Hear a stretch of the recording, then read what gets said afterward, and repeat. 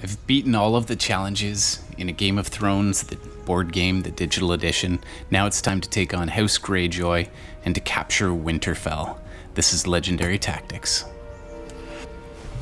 Alright, so we start with Theon Greyjoy. My father and sister think I'm weak, but I'll show them. The Starks have forces throughout the north, but luckily I sat on the Robb Stark's war councils, and I know all of the secrets. So there are two objectives in this. First, I like to look at the overall map, but we need to take Winterfell from the Starks, and we need to control 7 or have the most castles or strongholds at the end of round 10. So this is a challenge. This is actually my first try at the challenge, but Theon's telling us we can smuggle our people up there with our ships on the coast. So we can't travel through those black areas or that will alert them. So right off the bat, I'm thinking I need to activate my troops and get them into Seaguard because I need to get them across in time to transport them up. So my first goal, there's not a lot I can do with that ship, to be honest, but I guess consolidating power is always useful to have in this. So right off the bat, I'm going to try to get up to Winterfell, get that objective taken care of, and then it's just a matter of grinding out to get the castles that I'll need. So heck yeah, I might as well raid there. So I won't give an exhaustive commentary in this video. I'll get you started. I'll take you through my basic ideas, thoughts, strategy, and then I'll leave you with the victory. This is one way to beat it. I think there's probably a lot more efficient way, and please in the comments, if you've got good ways to beat this, please let us know. I think I may go back and try my hand at this again because I think this victory was hard won, hard fought, but not necessarily that efficient, and this game is all about efficiency. So alright, so I'm going to need to get my fleet activated so that I can transport my troops up north. So what's nice is House Greyjoy here to start with Valyrian Steel number 1, but I really want to get that Messenger Raven much higher. So I had the chance to talk to Yuri, who's a game developer with Direwolf, and he's one of the ones who worked on creating all of these challenges. And it was fun to talk to him. We were looking at A Feast for Crows, which is coming out soon. That's the DLC. And there will be a tabletop Steam event that'll feature a preview of Legendary Tactics facing off against Diplostrats. So we'll Diplostrats, they're a group of diplomacy players, and as you know, this game is very heavily influenced by diplomacy, and there are a lot of similarities. The main one being the placement of simultaneous orders. Interesting that the orders are resolved sequentially, though, which is a very major difference between this and diplomacy. But love seeing those ships sink. Beautiful. So that was well played. I think that is a critical maneuver to get this to happen. Shipbreaker Bay is fairly important. So there's so many wide open spaces on this board. But so Winterfell has a decent number of troops. I mean, there's basically 4 troops up there that could cause a problem. So I'll need a decent force, and I'll also need to have a good card in hand so that I can win that. Now it says take Winterfell from the Stark, so I don't need to control it right through to the end of the game. So as soon as I've achieved that victory, then that's great, because it really is very awkward to get around to Winterfell in this without being able to go across the land. So the bidding is a bit of a challenge. I often like to just put 1 in so I'm not the absolute last. But the Iron Throne is one that I'll sometimes sacrifice in order to do better in the other 2 tracks, because I think the other 2 are more valuable to me. So, alright, 2. I took the top, but tiebreaker is not going to go my way. So, and the Valyrian Steel is one that I tend to put a little more in, so Wow, okay, he outbid me with 5, so unfortunately I wasted a bit of power there. Second place is fine. The reason you go for that track is to unlock the special orders. Some of them, the higher up the track you are, the more special orders you get, which I think is really critical. Especially in this, to get an extra move, or just to, so you can see there I've got the extra march order, which is really great. You can really move your troops around a little quicker. So here, if I move this guy first, I can chain my movement together. So he'll move into Seaguard from Greywater Watch, and then they can move forward to the Twins together. And unfortunately, this, I mean, it's so tempting. Iron Man's Bay is right next to that castle. I could march that foot soldier over to, what is it called, Flint's Finger, and capture that and start to build my power. And that might actually be the way to do this, is to consolidate power, grow your strength, grow your empire, improve your supply, and then work to take Winterfell later. But I'm actually going with more the light, quick traveling group of soldiers that'll get there quickly, strike fast, get that objective out of the way, and then start to build my power after that. So this may be completely wrong. Do let me know in the comments if you've beaten this more efficiently than me. This, as you can see by the length of the video, this takes me 45 minutes, which is part of the reason why I haven't gone back and replayed this to do better. But I mean, hey, it's my first try, so it's not a bad attempt here. So yeah, I'm really considering whether I should take Flint's Finger. I can convoy over to River Run. That really isn't worth fighting. I'll lose that one for sure, but man, Flint's Finger is really tempting. So let's, you know what, no guts, no glory. If I can capture this, I come in at a disadvantage. I do have a support order in from the ship, so it's pretty close. I am up against a knight. So you know what, I'm gonna go for it. Darn it. Well, that was a complete waste. Lost the unit, lost my best card. So that really wasn't very well played on my part, but that's okay. You have the benefit of knowing that I do in fact win this game. I do defeat the challenge. So the good news is, even if you make a serious miscalculation like I did and try for a bit of luck, you can still pull it out. So let's see how the naval combat goes here. 3 against 1, I've got a decent advantage. I can get my revenge here. Probably won't need a really high card, so Asha Greyjoy should do the trick. She does. I would have liked to see Sir Roderick Castle die there, but instead, if I can capture White Harbor, then I can also capture that ship, so it's actually better for me to keep them alive. And because I got those units moving early, I can now get them forward and ready to convoy. So that brings us to round 3 out of 10. This is actually moving very quickly. I guess when it's against the AI, you tend to have quicker moves, so don't have a lot of power to play with here. Neither does anyone else, so these are going to be low bids. And I gotta save it for the final track.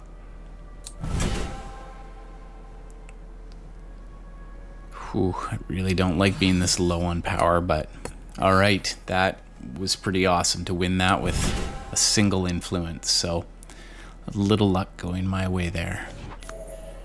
Okay, so no consolidating power orders, so we are all going to be bled dry, which means the wildlings, who are up to 6 out of 12, could potentially be a problem here. Okay.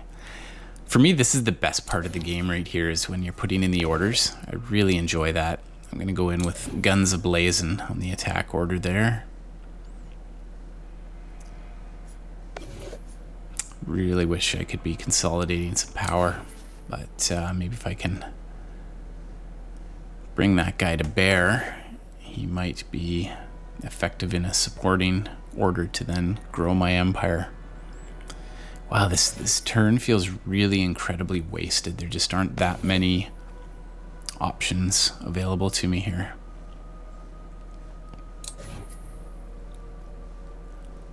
All right, so I'm going to leave you with the game for now. We'll let you see how this plays out, and then I will return for the last couple of minutes of the video to summarize the end game.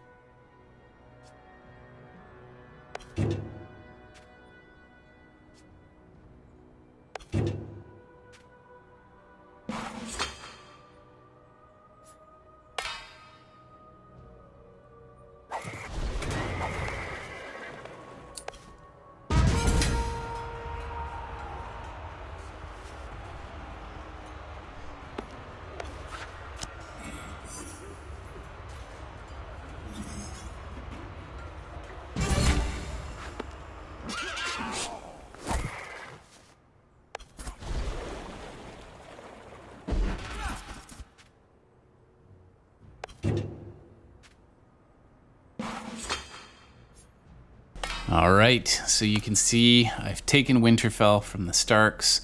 I'm battling like a crazed madman up there to try to get more strongholds than everybody else. I'm at 4, House Stark at 1, House Lannister at 3. House Baratheon's the real challenge here at 4. I'm really being kind of cruel to House Stark. This is their final castle, but you know what? I kind of deserve that. So I'll just run with my tail between my legs back to the twins. But Theon Greyjoy has captured the castle nonetheless. Tiebreaker goes to me.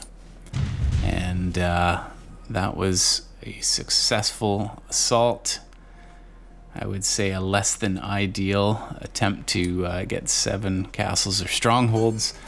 But we've got victory. So I think I'll have to revisit this one and maybe play a little better in the future. But just in case you're trying to solve this one and you wanted to see how to do it, that's how I did it. Thanks for joining us on Legendary Tactics.